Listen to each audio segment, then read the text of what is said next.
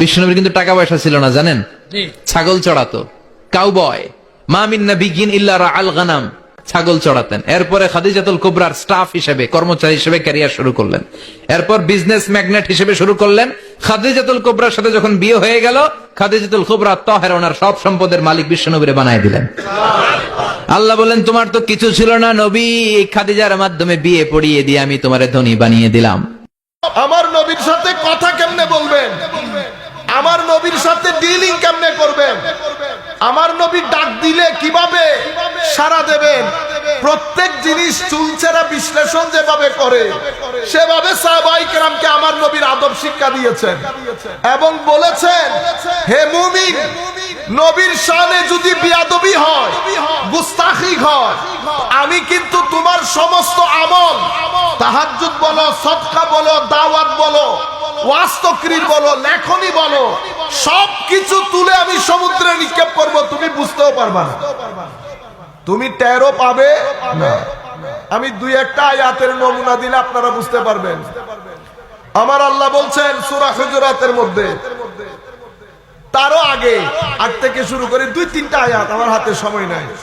ইয়া আইয়ুহাল্লাযীনা আমানু লা তাকুলু রায়না ওয়া কুলু উনজুরনা, হে মুমিন, তোমরা রায়না বলিও না, উনজুরনা বলো। প্রথম আদব। কেন রায়না বলবো না ইয়া রাসূলুল্লাহ, ইয়া মাওলা? রায়না, রায়না মানি সাহাবায়ে কেরাম বলতে চাচ্ছেন, হুজুর আমাদের দিকে একটু দৃষ্টিপাত করেন, অ্যাটেনশন ড্র করতেছেন সাহাবায়ে কেরাম।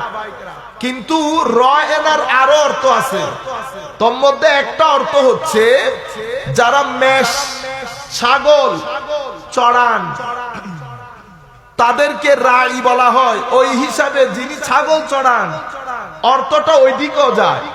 মুনাফিকরা নবীর শানে বিয়াদবি করার জন্য ওই নিয়তে আমার নবীকে রায়না বলা শুরু করেছে। এখন আমার আল্লাহ তো মনের খবর জানেন, যখন বুঝতে পেরেছে মুনাফিকরা বিয়াদবির বাজার গরম করছে, আমার নবী মুমিনদেরকে নবীর আদব শিখালেন কি, তো আজকে থেকে নবীর শানে রায়না বলবেই না। মওলার রায়নার অর্থ তো ঠিক আছে, কেন অর্থ ঠিক আছে, কিন্তু বিয়াদবরা বিয়াদবি বের করতেছে। সুতরাং রায়না শব্দ আমার নবীর শানে ব্যান ঘোষণা করছে। কি কারণে? আদবের কারণে। কি বলবো তাহলে মাওলা? তো বলবে উনজুরনা, হুজুর একটু দৃষ্টি দেন আমাদের দিকে। আপনারা এই আয়াতের মাধ্যমে শরীয়তের কোন মাসআলা সাবেত হয় না, কোন ফাঁকা ফতোয়া নাই এখানে। নিরেট আমার নবীর আদব শিক্ষা দেওয়ার জন্য আল্লাহ কোরআনের এই আয়াত নাযিল করেছেন। নাম্বার 1।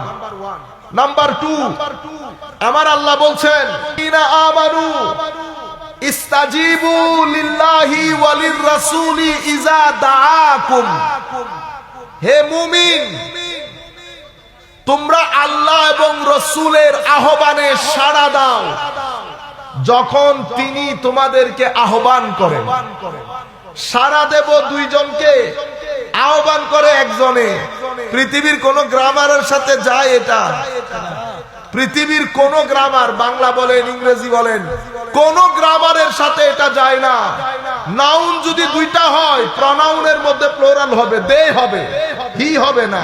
মানি আমি যদি বলি আপনি এবং আপনার বাবার শার্টের সাইজ কত, আপনি আপনার বাবা দুইজনের কাপড়ের সাইজ কত,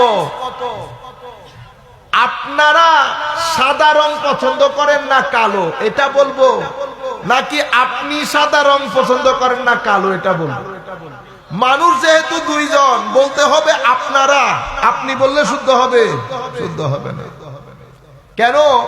কারণ আমি দুইজনের বিষয়ে প্রশ্ন করেছি, আপনি এবং আপনার বাবা, দুইজন মিলে আপনারা, আপনি না। এখন হে মুমিন, সাড়া দাও কার আহ্বানে? আল্লাহ এবং রাসূলের আহ্বানে। যখন তারা আহ্বান করেন, কথা হওয়ার কথা ছিল এরকম, কিন্তু আল্লাহ বলছেন কি, ইয়া আইয়ুহাল্লাযীনা আমানু ইস্তাজিবু লিল্লাহি রাসূলি ইযা দাআকুম, হে মুমিন আল্লাহ রসুলের আহ্বানে সাড়া দাও যখন তিনি আহ্বান করেন।